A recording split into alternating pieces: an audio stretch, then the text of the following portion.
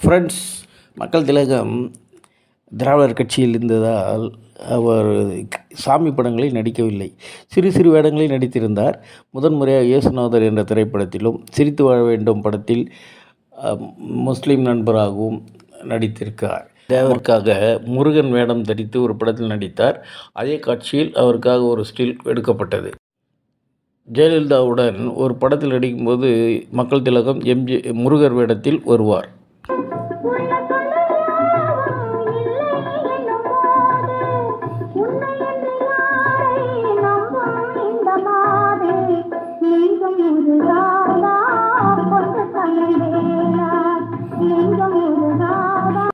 அனைத்து மதத்தினருக்கும் நன்றி. ஃப்ரெண்ட்ஸ், இந்த வீடியோ உங்களுக்கு பிடிச்சிருந்தால் லைக் பண்ணுங்கள், சப்ஸ்கிரைப் பண்ணுங்கள், ஷேர் பண்ணுங்கள். தேங்க்யூ.